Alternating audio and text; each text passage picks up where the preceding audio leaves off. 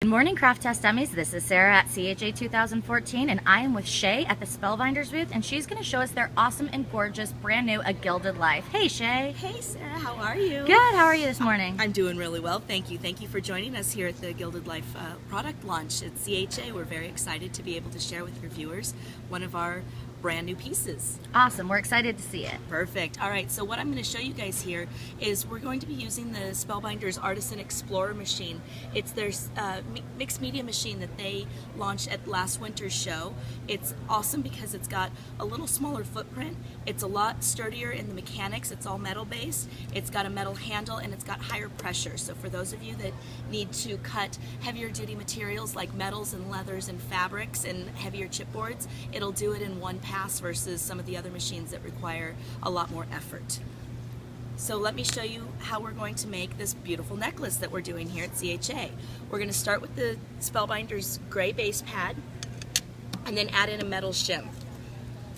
Then we're going to add in our material, and here what we have is a piece of foil from one of our foil packs and a piece of metallic linen. From there we're going to add our dyes. We're going to put a large dye on the foil and a small dye on the fabric. And then we're going to sandwich using our pink embossing plate. So I'm going to do this backwards just so you can see the mechanics of it. We're going to run that through the machine. And it really takes very little effort to get this through the machine. You're going pretty fast and easy there. You know, it's like I'm a pro at this or something. It's almost like we've done 500 of these this weekend. So then what we're going to do is, with our very high-tech tools, lift up our mediums, and here we've cut our foil and our fabric in one pass without having to change our sandwiches and our dyes. So we get rid of that. And now we're going to replace the metal shim with one of our beautiful new texture plates from the line. This one is called Damask. It's one of 4. And everything that we've done in this line is very European vintage inspired, so it tells a nice story. On this particular project, we're going to deboss our foil instead of embossing it. So we're setting our medium face down, and then we're adding in our rubber texture mat, and then again with that embossing plate. And we're going to give it one more pass. Now these machines do have a suction base to them.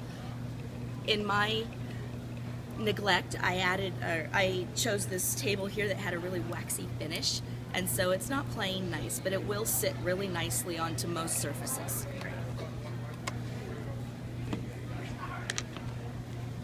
So again, with our high-tech tool, we're going to lift that straight off.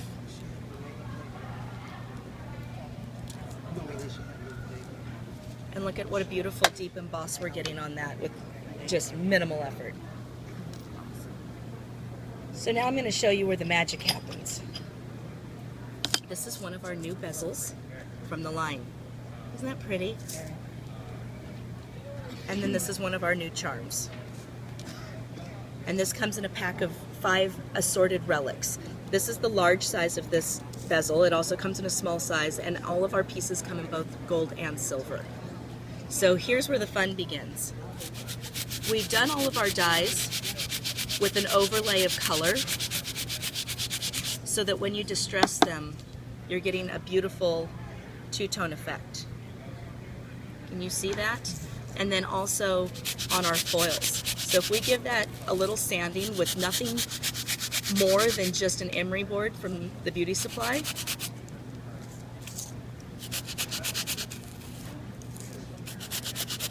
it really changes up the pieces. So I'm going to go ahead and give a sand to the entire piece.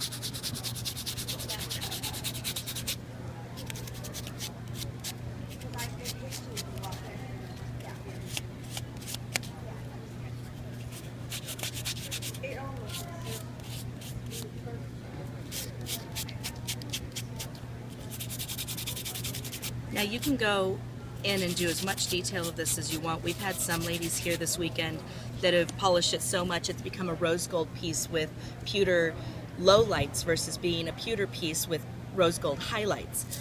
So I kind of like my stuff to be a little moodier, and I'm going to keep it in that tone right there.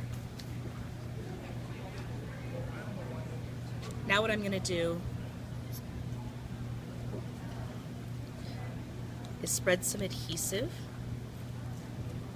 in the bottom of that bezel and glue down my foil.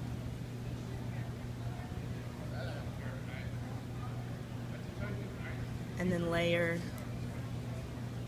my fabric. And you know what, I'm going to give this pendant a little bit of a shine as well, just to bring out some of that texture and show the high and low lights. All of our relics were cast off of pieces that I've been collecting on my European travels. So this is a 200-year-old charm that I bought at a Paris flea market that is the crest of Notre Dame. Alright, so that went together pretty easily.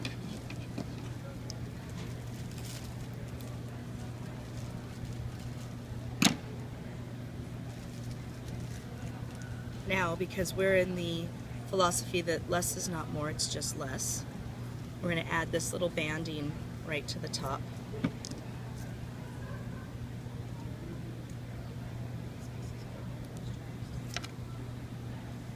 And I'm just going to adhere that with a little more glue.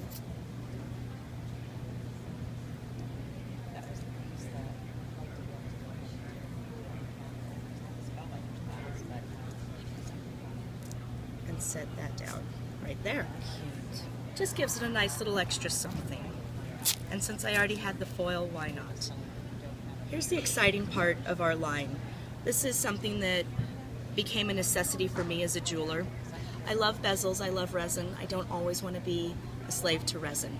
So what we decided was that we were going to give you an option. All of our bezels come with an acrylic cover in the package, so that you don't have to use resin or glaze or epoxy or enamel. You can just encase and be done. And so then you're also creating more depth, almost like a shadow box, and you also have the opportunity to have movement left in your bezel. So I'm just going to put a tiny bit of glue right on the face.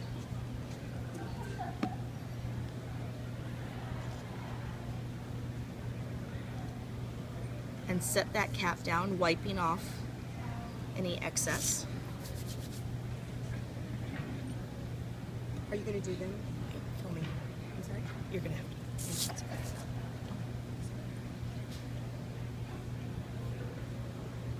And then May Arts generously supplied us with their beautiful 1/4-inch silk ribbon that we use in our studio all the time. And in just a little bit of time, you have a really stunning piece that didn't take a lot of effort. Gorgeous. Thank you so much, Shea. We appreciate it so much. We love you guys here at Spellbinders. Oh, thank we you. hope We you love enjoy you. the rest of your show, and You we'll talk to you later. Great, bye guys.